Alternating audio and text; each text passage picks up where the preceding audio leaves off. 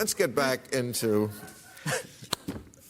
hard news. I hate it. We're having such a good time, and now we're going to fight. And now I'm going to make you fight again. But it's okay. But I got to talk about the muzzle laws. There's these laws that have been introduced in a number of states to not talk about critical race theory. Now, critical race theory, I must say, to begin with, I hadn't heard the term probably a year ago. Now I hear it every day. I think Americans are just starting to hear it. And I think no one knows exactly what it is. They know it has something to do with race, and it's some kind of a theory. Right? How would you describe it? And then we'll ask, how would you describe it? What is critical race theory? I will admit that I read a lot of critical race theory in law school. So, you know, the work of Derek Bell or Gene Stefanczyk this is and the Richard stuff Delgado. No one knows but you and 6 other people. Right. So, but what matters is what is it practically? It's being taught in schools or some form of.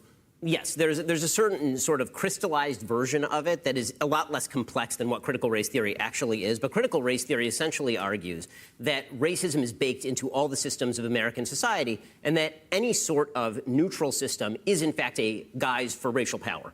And so the argument is made by Derek Bell, for example, that Brown versus Board of Education, this is an argument he made in 1991, that Brown versus Board of Education was actually a way for the white community to leverage its own power. It wasn't an attempt to end segregation in public schools. Even things that are purportedly good in terms of race, so long as they uphold these broader systems, things like capitalism or things like the meritocracy, these things are actually just guises for power.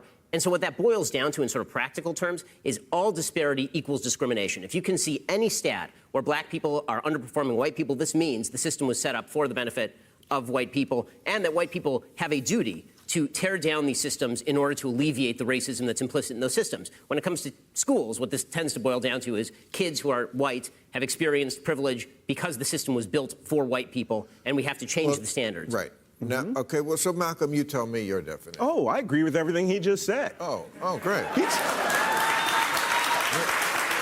And I appreciate you being honest in defining of what it's like to be black American, right? That is, I mean, we're talking about a system. That's not fair. No, I'm just saying I agree with all of those suppositions because they are grounded in truth. Look, and the funny thing is, it's not just African Americans, right? It's also the Scalp Act of 1749, where for $300 modern dollars, you had to cut off the head or the hair of an Indian to prove that you got them out of the way so they could settle. That's a little bit of American history that people should know about. The Chinese Exclusion Acts of the 1840s. These are things we don't talk about. That's not, I mean, first of all, that's not. It's not true that people don't talk about these things. We all did learn about. You don't want them talked about? No, that's not true either. You want to cancel them? No, Malcolm, I'm sorry, you're lying. That's lying. That's just lying. It is lying. I not only have I've personally talked about many of the things that you just mentioned. I define critical race theory by citing the actual authors of critical race theory, and you seem to be a pretty good beneficiary of the meritocracy because you have merit, Malcolm. So if you're going to criticize the meritocracy as an outgrowth of white supremacy, then you're going to have to tear down the system that you've succeeded in because you have merit, or do not have merit. You know, when my great-great-grandfather ran away from slavery to join the 111th U.S. Colored Troops and fight against the South, keeping human beings as slaves, he didn't think, you know what? In 150 years, my great-great-grandson's going to have to sit on stage and argue with a guy who thinks all that's bullshit. All right? All of what is bullshit? No. I'm just saying, Malcolm, there is no controversy. The controversy that's made up is people saying that this is being discussed, this is being taught in schools, and that kids should be kept away from it. That's not true. It's not even a real controversy. Malcolm, the 5th largest school district in America, Clark County, just decided that they were going to lower standards with regard to testing because they wanted to alleviate disparities in outcomes. That is an outgrowth of critical race theory. Can you draw a straight line to it? Yes. Really? 100%. Because when you say that the meritocracy is an outgrowth of white supremacy, and then you suggest that I'm somehow denying that slavery took place or that your great-great-great-grandfather was a hero because I'm saying that I want people tested when they are in school to see if they are good at school, then what you're purporting to push now is just nonsense. It's just sheer bullshit, Malcolm. It's just bullshit. No, but I think it's also a leap to say that he thought that was bullshit. Because that's not what it is. I mean, are we talking about 2021? Or are we talking about 1861? Because the point is, can we talk about 1861 and 2021? yes, we can. And You just did. I don't know who's against talking about history. Well, I mean, I understand that they want to, in Texas, they're talking about removing references to the Ku Klux Klan. They're talking about removing. Well, I mean, come on. That's Texas. How can you watch Forrest Gump without even knowing who Nathan Bedford Forrest is, right? I mean, these are people who are historical figures who did bad things. No one is actually saying we want to go back and erase everything and restart and talk to you about these things. Critical race theory is a subject because the Republican right has made it a subject. No real school organizations are mandating this for kids. I hope every Democrat in America takes your perspective, and they will be shellacked at the polls. Roy Teixeira just wrote a piece, the emerging Democrat majority, Roy Teixeira, he just wrote a piece about what he called the Fox News fallacy, a tendency of people on the left to believe that just because Fox News mentions something, it can't be real. The reality is a lot of this stuff is taught in schools. You mean like viruses? Well, okay. Well, Can I? Now I'm just. I don't know. Now I'm just confused. Can I just, what you're talking as far about. as what people are experiencing in their lives, in their schools. Yeah. Okay, you're right. There are states, like from the old Confederacy, I think, who do want to airbrush history. That's not, I think, the majority in this country.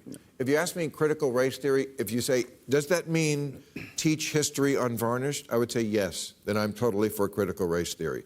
If you say, does it mean acknowledging that racism persists today? I would say yes. Teach that. Should we have remedial means? That's like affirmative action. There's lots of people who are against that. I'm still for that. I still think when you read the statistics, and I have some of them here, blacks earn 40% less, 90% less family wealth, high poverty high schools, 72% blacks to 31% white, live 6 years shorter, half as likely to go to college, 8 times more incarcerated. These are real statistics. The question is, what do we do to address them? These are wonderful. Real statistics. You think we should address them? You think we should address them, right? The question is, what are we doing about it? Because if critical race theory means making children in school fixate on race, I'm not for that. If it's about collective guilt, I didn't do anything to your great-great-great-grandfather. I don't want to be responsible for that.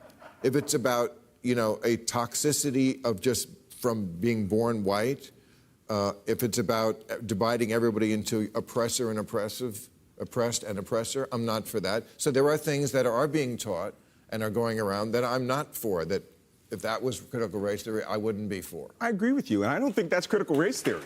But it's being, I think what's happened here what's happened here is this terminology, sort of like defund the police, has been hijacked and been framed around the left as that they want to do all this, they want to rip down the entire social fabric of America, and they want us to be guilty about everything. I want you to teach history. I had a lot of people in the military. Hold on. I had a lot of people in the military, senior officers who had to make life and death decisions who were total morons about the cultures and institutions and countries we were going into, and people died because of that. I have a question. I don't need that here. If we agree that history should be taught, why are you defending critical race theory, which is not history? Did I not just say a moment ago that I think that term has been hijacked and that's not what we're talking about? Okay, so let's say critical race theory. I'm going to go back and repeat that I didn't say that. Okay. You are literally defending critical race theory by redefining it as just teaching history, which is a cheap semantic trick, and you know it. Is this what you do on your show? Because it sucks.